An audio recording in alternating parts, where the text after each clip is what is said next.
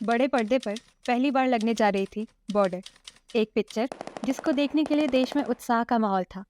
उपहार सिनेमा में कुछ 300 लोग बॉर्डर फिल्म देखने आए तो थे, लेकिन वापस न जा सके। उस दिन उनकी तकदीर ने अलग ही मोड़ ले लिया। वो दर्दनाक दिन किसी भयानक सपने से कम नहीं था। एक तरफ लोग पिक्चर में जवानों को अपनी जान की बाजी लगाते देख रहे थे, वहीं कुछ ऐसा हुआ उन सभी मासूम लोगों की जान की बाजी लग गई। आज भी वो मंजर सोचते हैं तो रूह कांप जाती है। ये बात है दिल्ली के नामी और पुराने ग्रीन पार्क मार्केट में मौजूद उपहार सिनेमा की, जहाँ की तपती लपटों ने काफ़ी मासूमों को जलाकर राख कर दिया।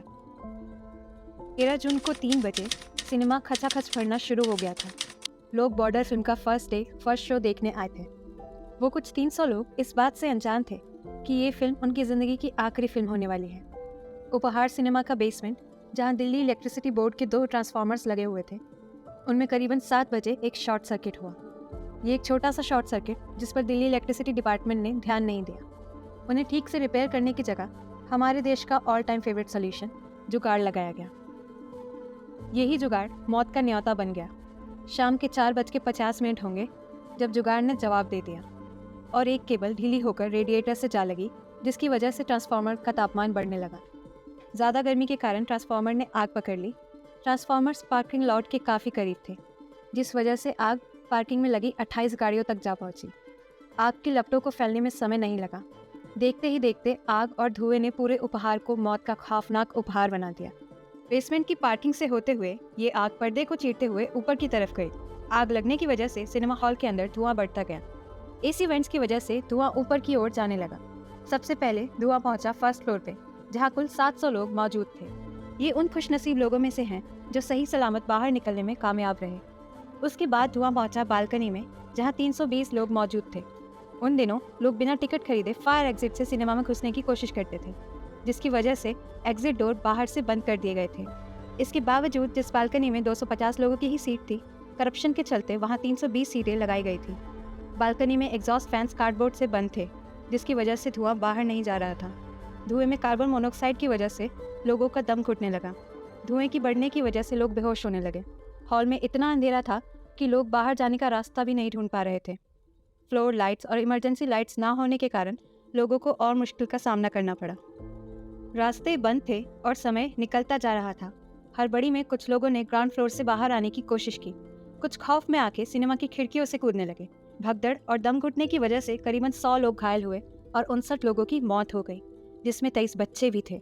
सबसे छोटा बच्चा महज 1 महीने का था। आग लगने के बाद फायर अनाउंसमेंट भी नहीं हुई, क्योंकि अनाउंसमेंट सिस्टम्स खराब थे और ऑटोमेटिक फायर अलार्म्स भी मौजूद नहीं थे। ना ही थिएटर में इमरजेंसी फायर एक्सटिंग्विशर्स थे। प्रोजेक्ट ऑपरेटर को आग लगने की कोई इन्फॉर्मेशन नहीं थी, लेकिन उपहार सिनेमा के एग्जीक्यूटिव्स और मैनेजर्स को इसकी पूरी जानकारी मिल चुकी थी। पर उन्होंने अपनी जान बचाते हुए वहां मौजूद सैकड़ों लोगों की जान दांव पर लगा दी। फायर ब्रिगेड की गाड़ियों को ट्रैफिक के कारण 20 से 25 मिनट लग गए। इस कहानी में उंगलियां उठाई जा सकती हैं। कुल मिलाकर आग लगने के मुख्य कारण सुरक्षा की व्यवस्था में कमी थी। हैरानी की बात यह है कि उपहार इंसिडेंट में किसी की भी मौत आग में जलकर नहीं हुई, बल्कि दम घुटने की वजह से हुई। Upahar cinema tragedy is one of the bleakest and blackest spots in America. I reached there around 7:30. There was absolute harakiri. Huge smoke was billowing. People were running helter-skelter. Fire tenders were called in. Delhi police personnel were there. Okay. And people were being taken out from the Upahar cinema premises and taken to All India Institute of Medical Sciences. Moment I reached there, I saw then Home Minister Murli Manohar Joshi. He drove in, and DCP was Dharmender Kumar, and additional DCP SBK Singh. They both came. Okay. Then after 2 or 3 minutes, a couple came. They are looking very worried. They were Shekhar and Neelam Krishnamurthy. I still cannot forget that. They came and Unnati was lying. Okay. They said that Unnati hai. They moved forward. बोले उज्जवल यहाँ पे है. I was standing very near. I have seen people jumping from the window. Evacuate करने की कोशिश की थी जब लोग उतारे जा रहे थे।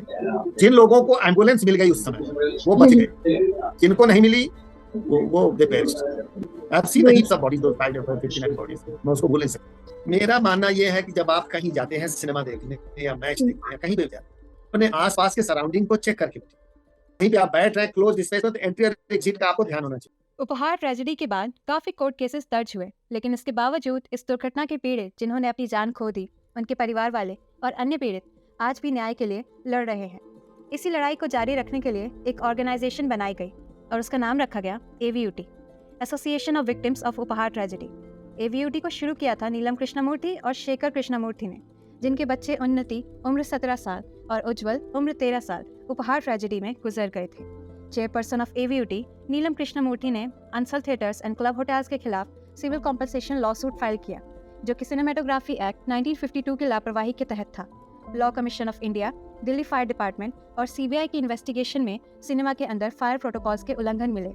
अंसल ब्रदर्स की 27 जुलाई 1997 के दिन मुंबई में पहली गिरफ्तारी हुई। सारे गवाहों का बयान लेने के बाद दिल्ली हाई कोर्ट ने Ansal brothers, Delhi electricity board, licensing authority और MCD पर 25 करोड़ का जुर्माना लगाया। कुछ समय बाद इस जुर्माने को घटाया गया। CBI ने 15 नवंबर 1997 को गोपाल अंसल और सुशील अंसल सहित 16 लोगों पर चार्जशीट जारी करी। 2003 में अंसल ब्रदर्स को अरेस्ट किया गया। इसी समय उस केस के वकीलों को इस चीज का एहसास हुआ कि उपहार सिनेमा के चार्जशीट और लाइसेंसिंग डॉक्यूमेंट्स का ही अता पता नहीं था। 20 नवंबर 2007 को उपहार सिनेमा का केस सुप्रीम कोर्ट में चैलेंज किया गया और यहाँ से इसका मुकदमा फिर से जारी हुआ। फरवरी 2008 में दिल्ली पुलिस ने अंसल ब्रदर्स के साथ साथ 4 और लोगों के खिलाफ धारा 120B, 201, 409 IPC के तहत एविडेंस टैंपरिंग का केस दर्ज करवाया। 2009 में अंसल ब्रदर्स ने सुप्रीम कोर्ट में इसी केस के खिलाफ एक पिटीशन फाइल की, लेकिन इसमें भी वो असफल रहे। सुप्रीम कोर्ट ने इस पिटीशन को खारिज कर दिया। 2011 में अंसल ब्रदर्स की किस्मत चमकी जब 13 अक्टूबर को सुप्रीम कोर्ट ने मुआवजे की राशि को 2 करोड़ 50 लाख से सिर्फ 25 लाख कर दिया। दिल्ली हाई कोर्ट ने अंसल ब्रदर्स की 2 साल की सजा को घटाकर 1 साल करा, जिसके बाद सुप्रीम कोर्ट का फैसला और भी चौंका देने वाला था। सुप्रीम कोर्ट ने 25 अगस्त 2015 में अंसल भाइयों पर 30-30 करोड़ का जुर्माना लगाया, जिसको अगर वो नहीं भर पाए तो उनकी 2 साल की जेल निश्चित थी। सन 2017 के 9 फरवरी को सुप्रीम कोर्ट ने इस केस को दोबारा रिव्यू करा, जिसके बाद गोपाल अंसल को 1 साल की जेल हुई, जबकि सुशील अंसल अपनी बढ़ती उम्र के चलते जेल की सजा से बच गए। सुप्रीम कोर्ट ने इस केस में अंसल भाइयों को 25 करोड़ का जुर्माना लगाया, जिसमें उन्हें पीड़ित के परिवार को 15 लाख का जुर्माना देना होगा अगर पीड़ित 20 साल की उम्र से कम का था और 18 लाख अगर पीड़ित 20 साल की उम्र से ज्यादा का था। नवंबर 2021 में कोर्ट ने अंसल ब्रदर्स को 7 साल की जेल और 2 करोड़ 25 लाख का जुर्माना एविडेंस की टैंपरिंग के तहत सुनाया। हालांकि जुलाई 2022 में दोनों अंसल भाइयों को उनकी उम्र का लिहाज करते हुए रिहा कर दिया गया। आज की बात करें तो उपहार सिनेमा को भारत सरकार ने सील कर दिया है। अब ये बस एक खाली बिल्डिंग है जो कि बेघर व्यक्तियों और जुआरियों का अड्डा बन गया है। उपहार सिनेमा में इतना अंधेरा है कि दिन के उजाले में ही उपहार रोशन होता है। AC वेंट्स और तारे बुरी तरह बिखरी हुई हैं। उपहार बिल्डिंग में आज भी 13 जून के दिन पेट्रोल और डीजल की जली हुई गाड़ियां वैसे की वैसी खड़ी हैं। एक समय था यहाँ पर भीड़ की कोई सीमा नहीं होती थी, लेकिन अब यह हॉल सुनसान और चुप्पी साधे खड़ा है। जहाँ पहले अनेक लोग पिक्चर देखने आते थे, वहाँ अब सिर्फ पेप्सी और कोक के कैंस हैं, जो उस दर्दनाक दिन से आज तक वैसे के वैसे पड़े हुए हैं। जहाँ पर एक समय में बहुत हलचल हुआ करती थी, अब यहाँ सिर्फ टूटी हुई सीटें और मलबा पड़ा रहता है। सिनेमा के अंदर उस समय की फिल्म रोल्स और उन मासूम लोगों के जूते पड़े हैं जो अपने आप को बचाने के लिए सिनेमा की खिड़कियों तक से कूद गए थे। अब ये जगह कुत्ते और शराबियों का डेरा बन चुकी है। जिन लोगों ने उपहार अग्निकांड में अपनी जान गंवाई थी, उनको श्रद्धांजलि देने के लिए स्मृति उपवन उपहार सिनेमा के ठीक सामने बनवाया गया। हर साल स्मृति उपवन में हवन किया जाता है। आज इस डॉक्यूमेंट्री द्वारा हम उपहार अग्निकांड के पीड़ितों को श्रद्धांजलि अर्पित करते हैं।